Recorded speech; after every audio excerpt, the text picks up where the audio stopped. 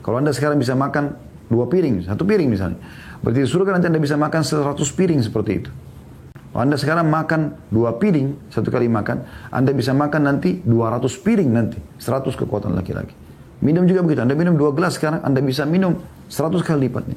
Biologis sekarang Anda bisa gaulin satu istri 1 hari 1 kali misalnya. Anda bisa 100 kali sehari. Allahu Rabbi wal Islamu dini wa Muhammadan Rasulullah. Assalamualaikum warahmatullahi wabarakatuh. Alhamdulillah wassalatu wassalamu ala Rasulillah. Segala puji dan puja kehadirat Allah Subhanahu wa taala, juga salawat dan taslim kepada Nabi besar Muhammad sallallahu alaihi wa ala alihi wa sahbihi wasallam. Saudaraku seiman, melanjutkan bedah buku kita Rasulullah sallallahu alaihi wasallam bercerita tentang surga dan neraka, dan kita masih dalam bahasan tentang surga. Serta kita berada di bab insyaallah ke-18 pada kesempatan ini, yang akan membahas masalah hubungan seksual di surga. Dan sebelumnya kita sudah membahas tentang wanita ahli surga di bab 17. Bagaimana Allah subhanahu wa ta'ala menciptakan para bidadari itu sangat indah, sangat cantik, sangat sempurna. Dan mereka tidak melalui proses biologis atau tidak melalui proses adanya sperma dituangkan di rahim, kemudian ketemu dengan sel telur, seperti yang kita tahu proses manusia umumnya, sehingga akhirnya menjadi anak lah, kemudian mulai bayi, anak-anak, kemudian mulai dewasa, remaja, dewasa, dan seterusnya sampai tua dan meninggal dunia. Tapi bidadari diciptakan oleh Allah Subhanahu wa ta'ala secara langsung. Jadi langsung sempurna dan langsung tinggal mengabdi dan menjalankan perintah Allah Subhanahu wa ta'ala. Ini sudah panjang lebar kita jelaskan pada pertemuan yang lalu. Sempat saya singgung teman-teman sekalian pada awal-awal kita belajar tentang surga ini dan juga belajar tentang neraka sebelumnya. Ya. Kalau nikmat apapun yang kita rasakan di dunia ini, saudaraku seiman, dari lezatnya makanan, nikmatnya minuman, ya, kemudian tidur, kemudian menggunakan pakaian yang bagus, ya, menata diri, merawat ya, rambut dan segala macam. Kemudian mandi yang segar, kemudian juga biologis, ini semua adalah miniatur dari nikmat yang ada di surga. Ya. Apa yang Allah Subhanahu wa ta'ala halalkan di dunia, ya, bagi orang-orang beriman, maka itu juga akan menjadi hak mereka di akhirat. Allah Subhanahu wa ta'ala akan memberikan dan bahkan melipat gandakan serta menyiapkan hal-hal bahkan yang belum diberikan di dunia sebagai tambahan dari apa nikmat yang ada di dunia. Serta apa yang ada di surga nanti hanya sama secara nama, tapi akan beda secara kualitas dan kuantitasnya. Ya. Seperti itu kurang lebih. Teman-teman tentu yang sudah berumah tangga tidak asik dengan kenikmatan biologis. Ya. Apalagi pada saat dia lakukan dalam kondisi jiwanya tenang. Ya. Dia lagi tidak ada masalah dengan pasangannya. Kemudian lagi dalam kondisi gembira, dia lagi mungkin baru terima gaji, dia baru mendapatkan sukses dalam penyelesaian proyeknya, mungkin pengantin baru, mungkin segala macam hal yang, atau memang orang yang menata dengan rapi, bersih, rapi, sehingga dia setiap saat walaupun sudah berumur tetap bisa menikmati karena dia menjalankannya pada pasangannya yang halal. Semua itu teman-teman sekalian ya adalah bagian kecil daripada kenikmatan yang akan ada di surga nanti. Allah Subhanahu wa ta'ala juga memberikan kenikmatan yang sama namanya, tapi berbeda dari sisi kuantitas dan kualitasnya. Ini juga sama dalam hal yang lain seperti makanan, pakaian, minuman, tempat tinggal, kebun-kebun, buah-buahan, dan segala macam fasilitas yang sudah kita sebutkan pada bab-bab sebelumnya. Ya. Demikian juga dengan tentang neraka. Neraka juga apapun siksaan yang kita rasakan, na'udzubillah, ya.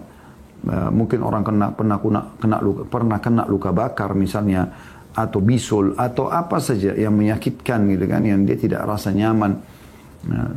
Semua itu adalah miniatur. Di neraka akan jauh lebih berat secara kualitas dan kuantitas siksaan tersebut. Orang mukmin menjadikan surga sebagai targetnya, sehingga apapun yang dia kerjakan di dunia targetnya adalah surga sana. Dan dia juga menjauhi neraka. Beda dengan orang kafir yang memang targetnya malah neraka. Semua apa yang dilarang oleh Allah Subhanahu wa ta'ala, apa yang diharamkan, maka mereka melakukannya. Berbicara tentang masalah biologis teman-teman, sebelum kita membahas masalah hubungan seksual di surga ini, karena ini adalah hal yang perlu diketahui oleh kaum muslimin, dan mungkin sebagian orang menganggapnya risih untuk berbicara masalah ini, Padahal sebenarnya dalam syariat Allah Subhanahu wa taala itu ada penjelasannya. Justru terbalik. Kalau seandainya tidak dijelaskan sesuai dengan apa yang Allah dan Rasulnya ajarkan, maka seseorang itu akan belajar dari sumber yang lain. Seperti misalnya banyak kaum muslimin sekarang belajar seksual dari hal yang kecilnya, ciuman, rabahannya, sampai akhirnya meletakkan kemaluan di kemaluan dari film-film porno misalnya. Bahkan itu menjadi sebuah penyakit, ya kan? Semoga Allah maafkan masa lalu. Kita tidak bicara masa lalu, kita bicara sekarang ke depannya. Dan saya menyarankan ya, agar jangan pernah membuka lagi situs-situs seperti ini. Semoga Allah menjaga kita, karena memang ini pertama mendukung perzinahan, yang kedua ya dia juga melihat aurat orang lain, yang ketiga merusak fitrah biologis Anda, karena orang yang terbiasa nonton seperti ini ya, nanti dia akan membayangkan siapa yang dilihat di film. Kesannya nanti pasangannya itu betul-betul hanya sekedar boneka saja. Padahal sebenarnya memberikan kepuasan pada pasangan bagian daripada ya, ibadah kepada Allah Subhanahu wa taala. Karena kalau kita lakukan jima itu atau hubungan biologis itu, karena ini adalah perintah Allah, kewajiban kita sebagai suami, kewajiban kita sebagai istri, artinya kita memberikan kepuasan pada pasangan, maka kita akan mendapatkan pahala. Sampai pernah Nabi SAW mengatakan di depan para sahabat, ya, fi bid'i ahadikum sadaqah, di kemaluan kalian ada sedekah, maksudnya ada pahala besar. Akhirnya para sahabat tertarik dengan ini. Sebagaimana tadi mungkin moderator mengatakan ini banyak pertanyaan yang muncul, mungkin orang jadi bertanya masalah hubungan seksual, kok kesannya kayak sensitif sekali ya bahasannya, apalagi di surga gitu. Nah, memang sesuatu bukan yang aib untuk dibahas. Justru sekali lagi saya bilang, kalau seandainya kita tidak bahas, maka banyak di antara muslimin yang bisa salah dalam mengambil edukasi atau ilmunya, mereka menuju kepada hal-hal yang haram. Ya. Apalagi memang film-film tidak benar ini, ya, itu merusak fitrah. Tadi saya bilang salah satunya, akhirnya orang hanya bisa membayangkan yang ada di film tersebut. Pasangannya sudah jadi tinggal boneka saja, dia tidak menikmati lagi, tidak memberikan hak mereka. Dan juga bisa membuat ketagihan dalam kemaksiatan ini. Sampai pernah ada orang yang berkeluh kesah di pengajian, dalam bentuk pertanyaan tentunya, bagaimana cara mengobati dan menasihati suami yang sudah ketagihan seperti ini. Sampai-sampai kalau hubungan biologis, itu dia meletakkan laptop di ranjang, lalu dia menggauli istrinya sambil nonton. Ini sudah rusak sekali fitrahnya.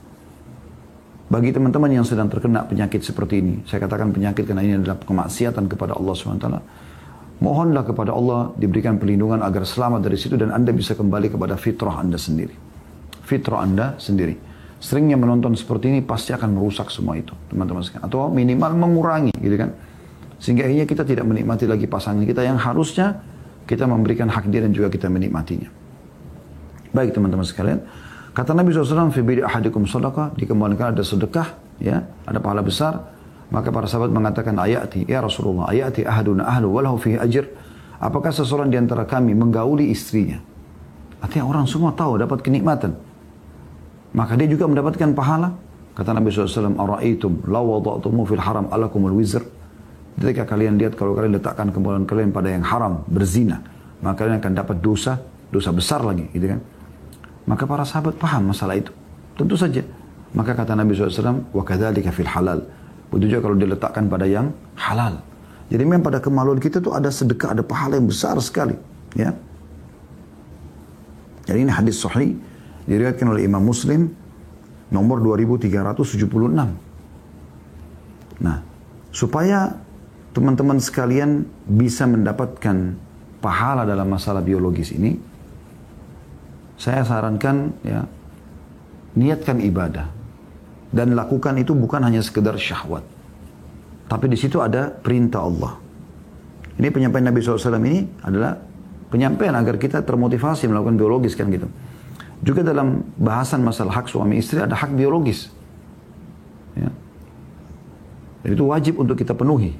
Baik itu perempuan ke suaminya atau laki-laki ke istrinya, gitu kan? Sampai pernah ada seorang sahabat bertanya kepada Aisyah mengatakan, wahai ummul mukminin, bagaimana kalau seandainya kami sedang tidak mood, ya, lagi tidak nyaman, lagi marah sama suami, kemudian dia minta untuk dilayani, apakah kami berdosa kalau kami nolak? Kata Aisyah, iya, karena ada hak pasangan di situ. Ada seseorang datang kepada Imam Ahmad mengatakan, laki-laki terbalik tadi perempuan, ini laki-laki, dia mengatakan, kalau seandainya kami lagi tidak ada ingin, tidak ada hasrat, tidak ada syahwat pada istri, gitu kan. Terus kemudian kami harus jalankan kewajiban. Bagaimana kami mempertemukan kau? Lagi tidak ada hasrat. Kata Imam Ahmad, kau bisa melakukannya karena niat menjalankan kewajibanmu sebagai suami atau kau niat untuk mendapatkan keturunan. Itu semua ada pahalanya. Dan itu terjadi karena interaksi biologis. Kan gitu. Jadi poin ini sangat penting memang untuk dijelaskan. Jadi ikhlaskan niat teman-teman sekalian. Sebagaimana Nabi SAW mengatakan tadi dalam penutupan hadis ya. Ara'aitum law wada'aha. Begitu makna. Itu hadisnya tadi yang saya sebutkan itu maknanya. Ini hadis sebenarnya begini. Ara'aitum law wada'aha fi haramin akana alaihi fiha wizrun fakadzalika idza wada'aha fil halali kana lahu ajr. Artinya, tahukah engkau jika seseorang memenuhi syahwatnya pada yang haram dia berdosa? Demikian pula jika ia memenuhi syahwatnya pada yang halal ia mendapatkan pahala. Jadi ikhlaskan karena Allah Subhanahu wa taala. Islam juga teman-teman mengajarkan kepada kita ya, melakukan pembukaan dalam biologis itu. Kita dilarang teman-teman sekalian dalam Islam begitu syahwat, mohon maaf, langsung ya interaksi to the point ke kemaluan. Dan itu diingatkan ya. Sebagaimana hadis Jabir radhiyallahu anhu dan hadis ini hadis sahih riwayat Bukhari nomor 2967 dan juga Muslim 715. Di mana dia mengatakan bahwasanya Nabi SAW bersabda, hal tazawwajta bikran am thayyiba? Hai Jabir, apa kau nikah sama janda atau gadis? Fakultu tazawwajtu thayyiba. Aku menjawab bahwasanya aku menikah dengan janda. Faqala halla tazawwajta bikran tula'ibuha wa tula'ibuka? Kenapa kau tidak nikah dengan gadis sehingga kau bisa bercumbu mesra dengannya dan juga dia bercumbu mesra denganmu? Maknanya adalah janda punya pengalaman masa lalu. Tentu bukan tidak boleh menikah dengan janda ya. Tapi dia akan ada cenderung membandingkan dengan suaminya yang dulu. Gitu kan. Oleh karena itu Nabi SAW mengatakan dengan perawan yang memang belum pernah tahu sebelumnya. Sehingga dia baru merasakan kenikmatannya itu bersama kamu. Tapi ada bahasa Nabi SAW di sini. Kau bercumbu mesra dengannya. Dalam riwayat lain kata Nabi SAW. Hendaklah seseorang di antara kalian sebelum biologis memiliki rasul. Rasul itu utusan. Kata para sahabat, apa itu rasulnya ya Rasulullah? Kata Nabi SAW, ciuman. Jadi kita memang dianjurkan juga dalam Islam. Nabi SAW membahasakan itu. Dan bagaimana Nabi SAW sangat romantis dalam masalah-masalah seperti ini. Oleh karena itu keliru kalau ada orang, generasi muda muslim, mempelajari masalah romantis itu dari justru film-film orang non-muslim. Yang dianggap romantis justru mereka gonta-ganti ciuman bibir sama siapa saja. Ya, mereka hubungan biologis sama siapa saja. Ya, mau itu dengan cara yang benar menikah atau tidak maka sama saja. Ini keliru. Islam tidak seperti itu. Islam punya adab dan tata krama. Ini juga panjang lebar kami jelaskan dalam bahasan buku Mahkota Pengantin. Ada satu babnya masalah biologis dalam Islam. Itu lebih terinci lagi tentang bagaimana ya, Islam datang mengajarkan penganutnya karena ini adalah ibadah yang juga kalau suami istri dianjurkan untuk sering mengulanginya ya. Biologis tersebut. Kalau saya pernah baca beberapa artikel medis ya, anjuran medis mungkin sepekan sekali. Tapi kalau kita baca hadis Nabi SAW tadi dimotivasi memiliki pahala, nggak ada batas sepekan sekali. Dan kalau kita bicara juga poligami misalnya, seorang laki-laki memiliki beberapa orang istri, dan istri itu punya hak mabit, hak nginap. Dan hak nginap itu berarti hak biologis juga ada dalamnya. Berarti kan memang ada interaksi biologis. Jadi kalau orang memiliki 4 orang istri misalnya, berarti kan dia biologis sama yang pertama di sini, hari kedua, hari ketiga, hari keempat. Hari kelima dia kembali ke istri pertama, sama juga. Dan bagaimana dalam Islam kalau anda baca tentang hadis Nabi SAW berhubungan dengan mandi Jumat ya, bagi laki-laki. Mandi Jumat bagi laki-laki itu ada hadis Nabi SAW yang berbunyi siapa yang mandi di hari Jumat seperti mandi junub. Ya. Kemudian dia menggunakan wangi-wangian, dia mengisi rambutnya dengan rapi, menggunakan baju yang terbaiknya, kemudian dia pergi ke masjid, dia tidak memisahkan antara 2 orang, lalu kemudian dia dengarkan khutbah, lalu dia sholat, kecuali akan dibersihkan dosanya yang lalu. Kata sebagian ulama hadis, ini berarti ada anjuran menggabungkan di hari Jumat pagi itu, antara mandi Jumat sama mandi junub. Jadi ada kan motivasi untuk melakukannya ya, seperti itu kurang lebih. Dan ini anjurannya. Ada juga kalau tidak salah riwayat lain itu, atau athar lain, Nabi SAW melarang seseorang melakukannya seperti hewan. Hewan kan begitu, tidak melalui ya, hal-hal yang membuka, ya. Mungkin kalau kita kembangkan, saya pernah mengadakan pelatihan manajemen rumah tangga Islami, salah satunya adalah melampiaskan biologis yang halal dengan cara yang benar dan menggunakan segala macam cara yang Allah halalkan. Tutur kata yang santun, ya, wangi, kemudian sentuhan dan segala macam sampai akhirnya selesailah biologis tersebut. Ya. Dan subhanallah saya temukan ternyata memang banyak di antara peserta dalam daurah, dalam pesantren kilat pada saat kami lakukan itu, yang memang tidak tahu. Bahkan mereka subhanallah sekian tahun berumah tangga, ya seperti orang yang rutinitas saja. Mereka tidak mengemas setiap kali, setiap kali biologis itu adalah sesuatu yang indah. Sesuatu yang berpahala. Sehingga dia cari maksimal, ya kenikmatannya juga maksimal dalam pahala, ya seperti itu kurang lebih. Dan ini juga subhanallah saya pernah punya seorang sahabat dekat, kemudian dia datang dari Saudi, dia sudah berumah tangga 15 tahun. Kemudian dia pada saat mau pulang habis ngisi daurah di Jakarta, di Indonesia, hasil pesantren kilat buat dai-dai gitu. Dia mau pulang lalu dia bilang sama saya, Khalid saya mau beli hadiah buat keluarga. Terus saya bilang sama dia, kamu mau saya yang memilihkan atau kamu yang pilih sendiri? Dia bilang coba bantu saya pilih. Saya ajak ke salah satu pasar mall di Jakarta, dan saya ajak dia ke tempat toko pakaian, khusus pakaian dalam laki-laki dan perempuan gitu. Dia bilang apa ini Khalid? Saya bilang coba beli pakaian. Yang kamu suka warnanya, yang kamu suka jenisnya, belikan buat istri antum. Antum juga beli buat antum sendiri. Gitu. Saya berbahasa Arab tentunya pada saat itu ya. Antum ini retorika saya ya. Sebenarnya saya mengatakan anta ikhtar gitu. Kamu pilih kira-kira yang kamu suka gitu. Intinya dia memilih alhamdulillah semuanya. Terus setelah itu sekitar 2 minggu setelah dia pulang ke Saudi, dia telepon saya lalu dia mengatakan jazakallahu khairan. Semoga Allah balas anda dengan kebaikan. Saya bilang kenapa akhi? Dia bilang subhanallah, apa yang kamu tunjukkan hadiah itu mengubah hidup saya setelah saya 15 tahun berumah tangga. Saya terus terang selama ini belum pernah terfikir untuk membelikan pakaian dalam yang saya suka buat keluarga saya sehingga dia memakainya. Ternyata ada kenikmatan tambahan, ada sesuatu yang baru yang dirasakan. Dan kenapa kita tidak lakukan? Sementara itu halal. Apa yang dijual oleh para pelacur di luar sana teman-teman sekalian? Mereka jual baju yang seksi, badan yang wangi, gitu kan? Godaan, rayuan. Kenapa setiap istri kita nggak melakukan ini? Kenapa kita nggak tanamkan pada mereka agar mereka melakukannya? Dan kenapa setiap istri tidak berpikir seperti itu? Sehingga suaminya, ibaratnya orang kalau sudah kenyang di rumah, kenyang makan, ditawarkan makanan apapun di luar, dia tidak mau kan? Kan seperti itu. Yang ketiga, jangan lupa ini poin penting teman-teman, membaca doa. Karena ini ada pengaruhnya pada keturunan. Ada pengaruhnya pada keturunan kita. Anda mau keturunan Anda soleh dan solehah, salah satu faktor adalah doa ini. Doa ini disebutkan dari hadits Ibnu Abbas radhiyallahu anhuma bahwasanya dia berkata Rasulullah sallallahu alaihi wasallam bersabda, "Lau anna ahadakum idza arada an ya'ti ahlahu faqala bismillah Allahumma jannibna syaitan wa jannibish syaitana ma razaqtana fa innahu in yuqaddir bainahuma walad في ذلك إن يكدر بينهما ولد في ذلك لم يضره شيطان أبدا.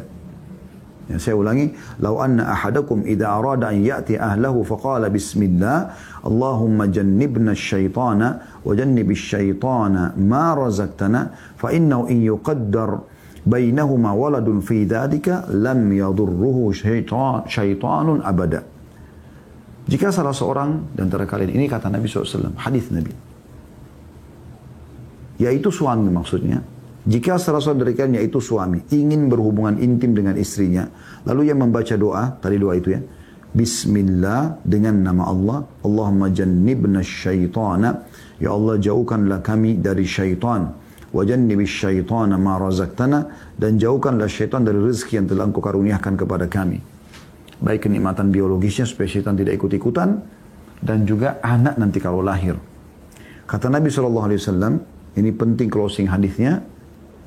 Kemudian jika Allah menakdirkan lahirnya anak dari hubungan intim tersebut, maka syaitan tidak akan bisa mencelakakan anak tersebut selamanya. Bayangkan, ini resepnya nih. Berarti anaknya jadi baik. Syaitan tidak akan mengganggu, mencelakakan anak itu selamanya. Hadis ini sahih riwayat Bukhari nomor 6388 dan Muslim nomor 1434. Dalam masalah biologis kita boleh menikmati cara apapun selama bukan yang agama larang. Tentu ada yang diharamkan, nanti akan kita jelaskan. Tapi dalil tentang bolehnya menggauli istri dengan berbagai macam gaya, ya, di tempat, keadaan, selama memang tidak haram. Sekali lagi, nanti kita jelaskan hal-hal yang haram itu, ya. Seperti misalnya menggauli istri pada saat haid dan nifas di kemaluannya, atau meletakkan kemaluan di dalam dubur. Ini hukumnya haram, tidak boleh. Ya. Maka masuk dalam firman Allah Subhanahu Wa Taala, umumnya kalau dua hal tadi anda tidak lakukan, meletakkan kemaluan di kemaluan anda di dalam kemaluan istri, lagi haid dan nifas, ya, dan juga meletakkan kemaluan di dalam dubur. Kalau ini tidak dilakukan, maka masuk dalam firman Allah Subhanahu Wa Taala dalam surah Al-Baqarah ayat 223 yang bunyinya a'udzubillahi minasyaitonirrajim, nisa'ukum harthun lakum fa'tu harthakum anna syi'tum wa qaddimu li anfusikum. Al-ayat. Istri-istrimu adalah ladang tempat kamu bercocok tanam. Anda kalau punya ladang bagaimana? Anda cocok tanam di situ. Dan mau ditata bagaimana bentuknya, mau lurus, mau garis miring, mau dibuat lingkaran tengah-tengah, mau segala macam, kan cocok tanam bebas. Gitu. Dia bercocok tanam. Istrimu, kata Allah, adalah seperti tanah tempat kamu bercocok tanam. Maka datangilah tanah tempat bercocok tanam itu bagaimana saja yang kamu kehendaki. Anda buka Al-Baqarah 223. Jelas sekali firman Allah SWT ini. Imam Nawawi rahimahullah berkata, yang namanya ladang atau tempat bercocok tanam pada wanita adalah di kemaluannya, yaitu tempat mani bersemai untuk mendapatkan keturunan. Ini adalah dalil bolehnya menyetubui istri di kemaluannya. Terserah dari arah depan, belakang, atau istri dibalikkan. Ini bukan perkataan saya. Imam Nawawi dalam syarah Sahih Muslim, jilid 10 di halaman 6. Dan ada riwayat, Jabir radhiyallahu anhuma, sahabat Nabi yang mulia, dia dan ayahnya dua-duanya sahabat. Ia berkata, kanatil yahudu taqulu idza jama'aha min wara'iha ja'al waladu ahwal. Dahulu orang-orang Yahudi di masa Nabi SAW berkata, kalau ada seseorang menggauli atau menyetubui istri dari arah belakang, maka mata anaknya nantinya bisa juling. Lalu Allah menurunkan firman-Nya, surah Al-Baqarah 223, nisa'ukum harthun lakum fa'tu harthakum anna syi'tum wa qaddimu li anfusikum. Istri-istrimu adalah ladang tempat kamu bercocok tanam, maka datangilah tanah tempat cocok tanam bagaimana saja yang kamu kehendaki dan dahulukan dirimu. Ya. Ini bantahan terhadap orang-orang Yahudi yang mengatakan bahwasanya menggauli istri dari arah belakang itu bisa juling matanya. Ini tidak benar. Juga dalam riwayat lain, ya, Nabi SAW mengatakan mukbilatan wa mudbiratan makana fil farji. Terserah mau dari arah depan atau belakang selama di kemaluan. Dinukil dari At-Tahawi jadi 3 halaman 41 dalam syarah Ma'an al-Athar, ya, dengan sanad yang sahih. Hadis ini juga menunjukkan bahwasanya Nabi SAW menyanggah anggapan keliru orang-orang Yahudi yang mengatakan bahwasanya kalau menggauli istri dari belakang, ya, itu bisa mengakibatkan juling. Dan anggap ini sama sekali tidak benar. Yang dilarang dalam Islam adalah menggauli istri di kemaluannya pada saat haid. Demikian juga di duburnya. Ya. Ini penting. Kalau masalah dalil, masalah larangan menggauli istri di kemaluannya, itu kalau anda tadi buka Al-Baqarah 223 ya. Satu ayat sebelumnya. Al-Baqarah 222. A'udzubillahi minasyaitonirrajim. Yas'alunaka 'anil mahid qul huwa adam fa'tazilun nisaa fil mahid wa la taqrabuhunna hatta yathurn fa idza tatahharna fa'tuhunna min haitsu amarakumullah. Al-ayah. Artinya ditanyakan kepada Muhammad tentang haid, ditanyakan kepada Muhammad tentang haid. Katakanlah dia adalah penyakit. Dan janganlah kalian menggauli istri kalian pada saat sedang haid.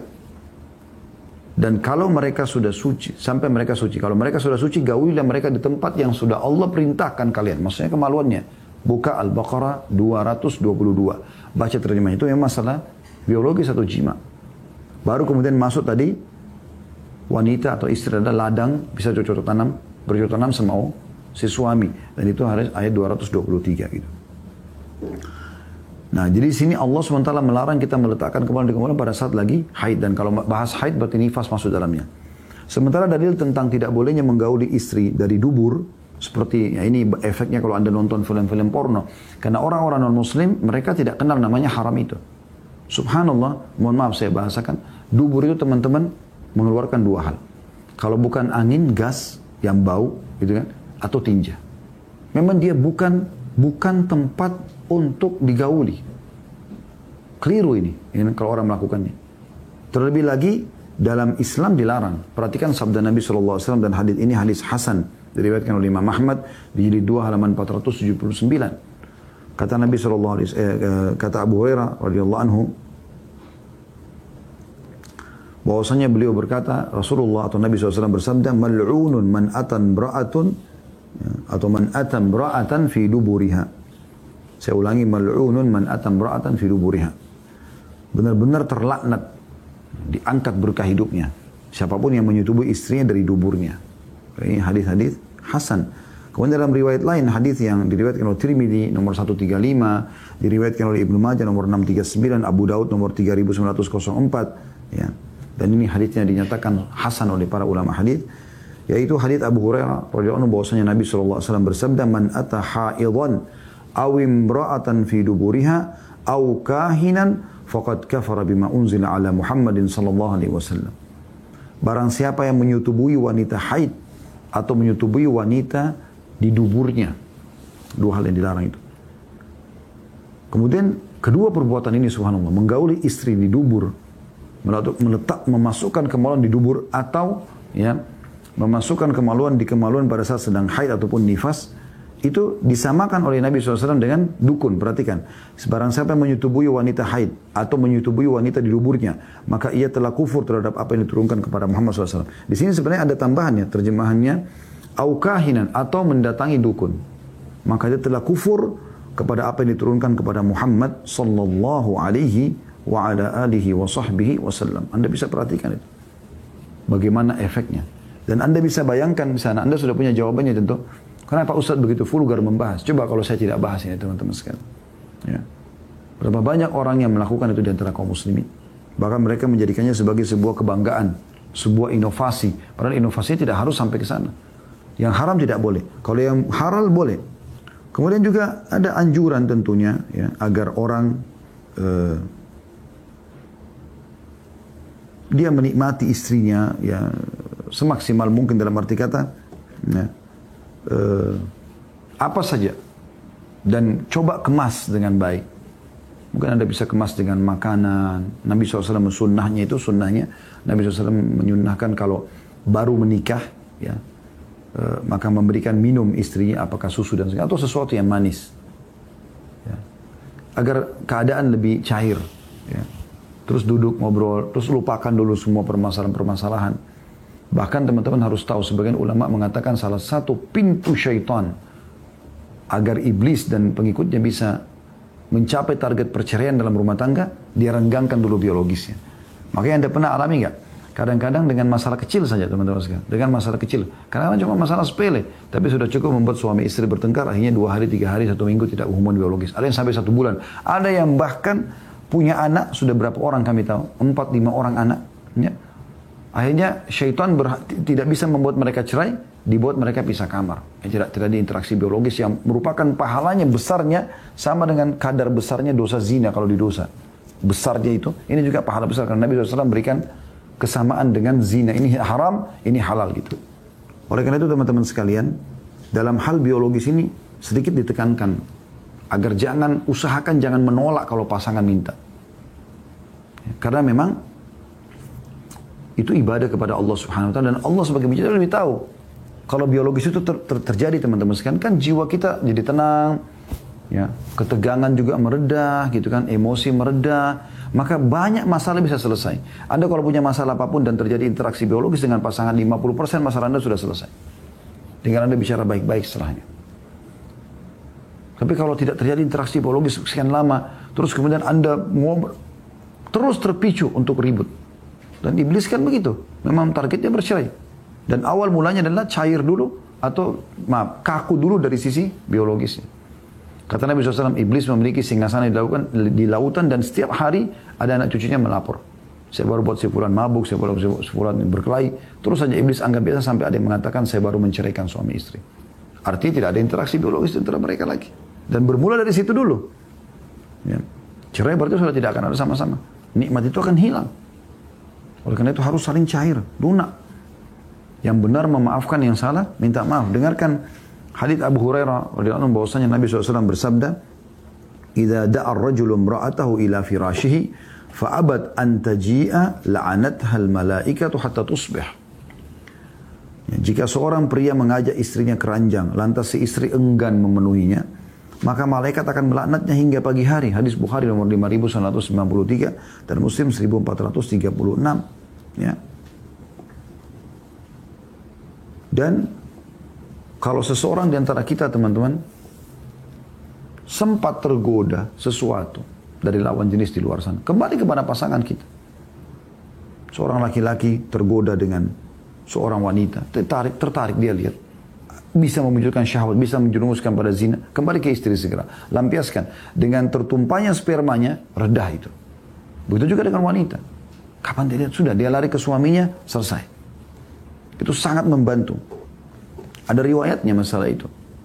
Dari Jabir bin Abdullah radhiyallahu anhuma, dikatakan dari Nabi SAW bahwasanya beliau pernah melihat seorang wanita. Nabi sendiri melihat wanita gitu. Lalu ia mendatangi istrinya Zainab yang saat itu sedang menyamak kulit miliknya. Lantas beliau menyelesaikan hajatnya, maksudnya dengan jima atau hubungan intim.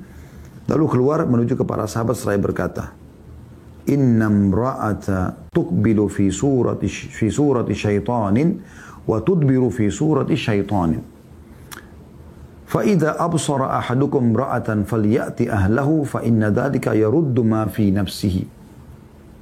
Sesungguhnya wanita itu datang dalam rupa syaitan.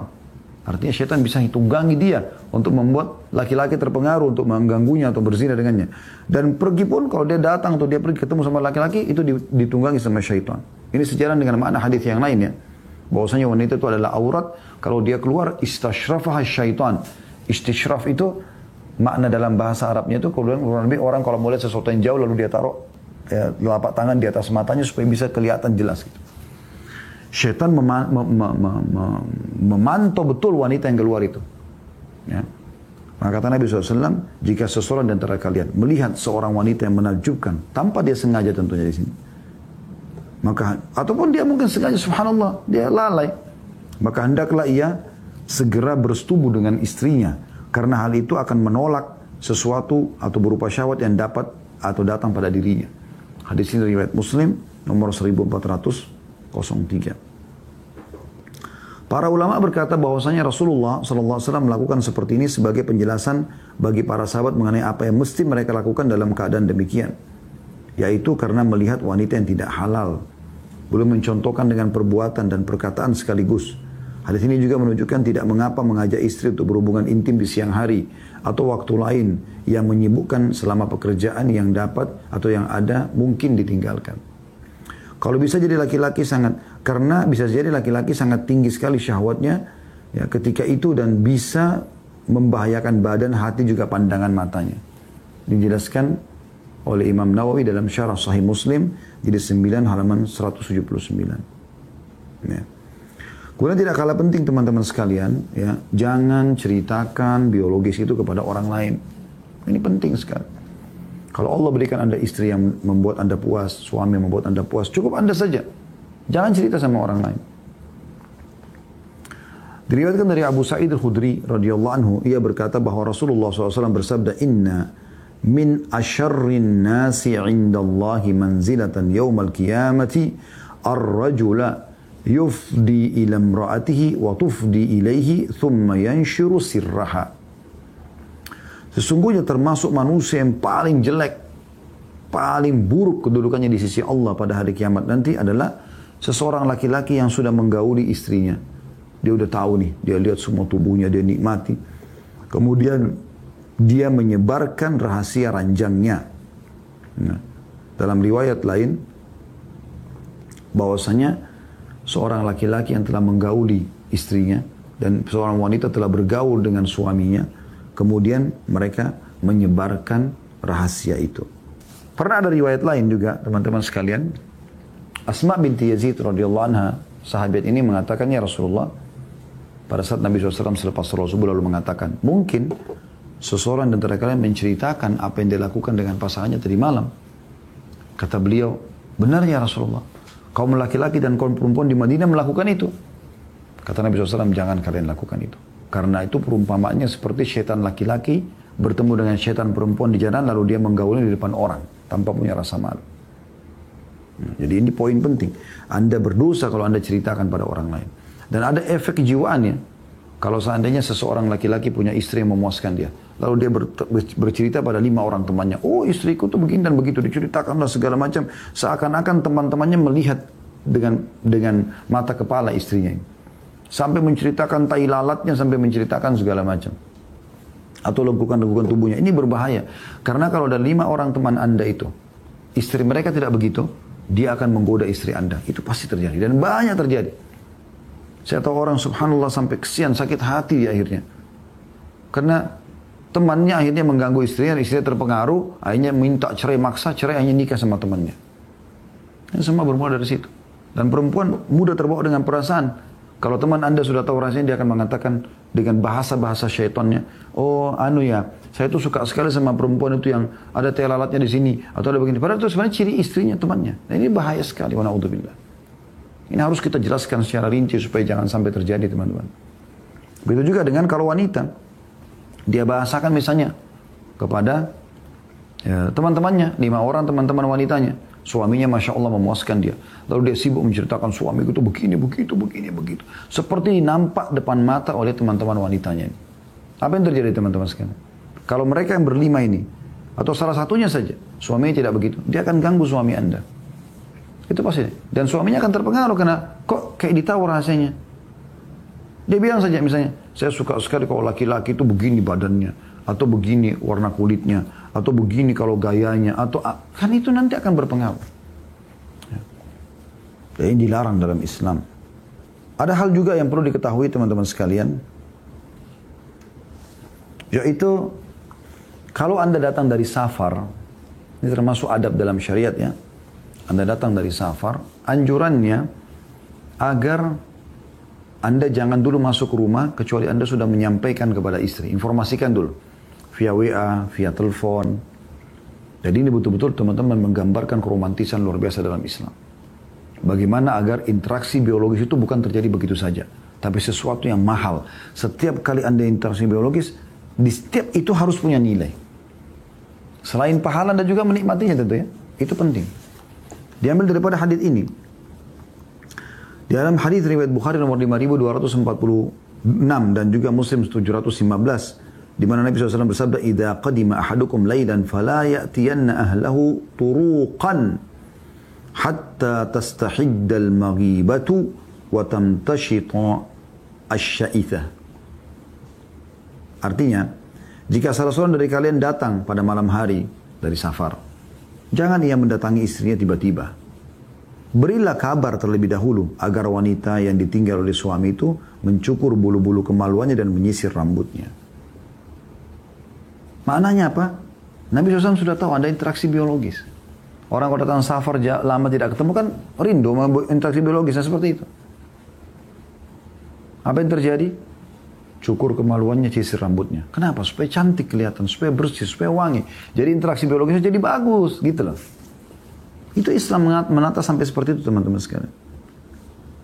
Juga Jabir bin Abdullah radhiyallahu anhu berkata dalam hadis riwayat Muslim nomor 715, "Nah Rasulullah sallallahu alaihi wasallam an yatruqa ar-rajulu ahlahu lailan yatakhawwanuhum aw yaltamis atharatihim." Rasulullah SAW melarang seseorang mendatangi istrinya di malam hari untuk mencari-cari tahu apakah istrinya berkhianat kepadanya atau untuk mencari tahu kesalahannya. Jadi jangan buat kejutan, nggak usah buat kejutan. Lebih baik kita datang dalam kondisi istri kita siap menyampaikan, daripada kita buat kejutan. Akhirnya kita lihat sesuatu yang tidak nyaman, bajunya yang tua kah, rambutnya yang berantakan kah, dan bisa mengurangi nanti syahwat Anda. Berarti syahwat halal. Juga kalaupun istri lagi menyusui juga nggak ada masalah digauli. Istri lagi hamil pun tidak ada masalah digauli. Ya. Karena Nabi SAW mengatakan, laqad hamamtu an anha 'anil ghilati hatta dzakartu anna ar-Ruma wa Farisa yasna'una dzalika fala yadurru auladahum. Sungguh, semula aku ingin melarang kalian dari perbuatan ya, ghilati. Lalu aku melihat bangsa Romawi dan Persia di mana mereka melakukan gila terhadap anak-anak mereka. Gila dalam bahasa Arab, bukan gila bahasa Indonesia ya. Nanti kita jelaskan sebenarnya. Ternyata hal itu tidak membahayakan anak-anak mereka. Hadis riwayat Muslim nomor 1442. Dan gila bermakna adalah menyetubui istri yang sedang menyusui. Ya. Ada pula yang mengartikan wanita menyusui yang sedang hamil. Diambil dari syarah Sahih Muslim, jadi 10 halaman 16. Ya. Jadi ini hal-hal yang mendasar, yang mohon maaf ini saya sedikit banyak atau panjang lebar mungkin hampir 50 menit kita menjelaskan atau 40 menit tentang masalah ini. Karena saya lihat ini adalah hal yang sangat penting. Ya. Untuk diketahui, mumpung juga sedang membahas masalah hubungan biologis ini. Baik teman-teman sekalian, setelah menyebutkan sekian banyak poin tadi, kita akan masuk ke tema kita masalah hubungan seksual di surga. Kita akan merasakan juga seksual, tapi saya bilang tadi, akan berbeda kualitas dan kuantitasnya. Kita dengarkan dalilnya. Yang pertama di halaman 70, Anda pegang buku bisa lihat firman Allah SWT dalam surah Zukhruf ayat 71, A'udzu billahi minasyaitonir rajim wa fiha ma tashtahihil anfusu wa taladzul a'yun. Ya. Artinya, dan di dalam surga terdapat segala apa yang diinginkan oleh hati dan sedap dipandang oleh mata. Apa maknanya di sini teman-teman? Semua yang diinginkan oleh hati. Anda mau apa saja di surga boleh. Dan semua yang sedap dipandang oleh mata. Hadis yang menjelaskan ayat ini adalah hadis nomor 73.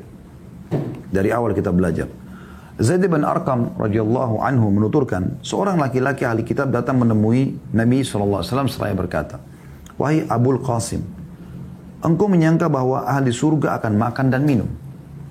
Beliau SAW menjawab, ya, demi zat yang jiwaku berada di tangannya, kamu sungguh akan diberi kekuatan 100 lelaki dalam hal makan, minum, dan juga seks. Jadi, dari sisi kuantitas dan kualitasnya. Kalau kuantitasnya sampai bisa 100 kekuatan laki-laki. Sekarang aja Anda bisa menggauli misalnya 4 orang istri kalau Anda poligami. Ini Anda, atau 1 orang pun Anda bisa mengulangi berulang kali. Ini Anda punya kekuatan 100 laki-laki. Gitu. Berarti juga selain kuantitas akan harus ada kualitasnya. Kalau nggak mungkin bisa terulang berulang-ulang gitu kan.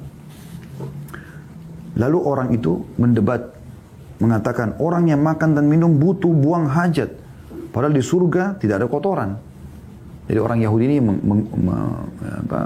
menimpali apa yang Nabi SAW jelaskan tadi. Maka Nabi SAW menjawab, buang hajat mereka berupa tetesan peluh yang keluar dari kulit-kulit mereka seperti tetesan kasturi, lalu kemudian perut mereka kosong kembali. Hadis ini riwayat An-Nasai dalam Sunan Al-Kubra dengan sanad sahih, sebagaimana Al-Hafidz Al-Iraqi dalam Takhrijul Ihya nomor 3007 juga menjelaskan masalah itu. Saksi bahasan kita adalah seseorang nanti di surga memiliki kekuatan 100 orang laki-laki dari makanan. Kalau Anda sekarang bisa makan 2 piring, 1 piring misalnya, berarti di surga nanti Anda bisa makan 100 piring seperti itu. Kalau Anda sekarang makan 2 piring, 1 kali makan, Anda bisa makan nanti 200 piring nanti, 100 kekuatan laki-laki. Minum juga begitu, Anda minum 2 gelas sekarang, Anda bisa minum 100 kali lipatnya. Biologis sekarang Anda bisa gaulin satu istri 1 hari 1 kali misalnya. Anda bisa 100 kali sehari. Itu seperti itu rasionalnya. Ini digambarkan dalam hadis, dalil tentang masalah ini. Dan salah satu yang memotivasi orang rajin beribadah, janji-janji Allah di surga. Itu dari awal kita belajar. Masalah pakaian, masalah makanan, masalah tumbuh-tumbuhan, masalah istana, ya, masalah mata air, sungainya. Kemudian hadis yang kedua, ini hadis terakhir dalam bab kita, hadis nomor 74. Anas radhiyallahu anhu meriwayatkan sabda Nabi SAW, seseorang mukmin di surga diberi kekuatan demikian dan demikian dalam hal hubungan seksual atau jima. Ditanyakan, wahai Rasulullah, apakah ia mampu melakukannya? Kata Nabi SAW, ia diberi kekuatan 100 orang pria. Hadis ini riwayat Tirmidzi, jilid 4 halaman 84, dan ia menilai sahih gharib. Saya mengatakan, kata penulis di sini, ia memiliki berbagai riwayat pendukung yang menguatkannya, di antaranya hadis sebelumnya dan selainnya. Ini diambil dari Mishkah Al-Masabi, jilid 3 halaman 90. Ya. Juga pada saat Nabi SAW menafsirkan firman Allah Subhanahu wa taala fi syughulin fakihun dalam surah Yasin, seingat saya itu surah Yasin ya. Maka kata Nabi SAW, mereka dari jima ke jima yang lainnya. Ya. Itu penyebutan tentang masalah biologis di surga. Allahu a'lam.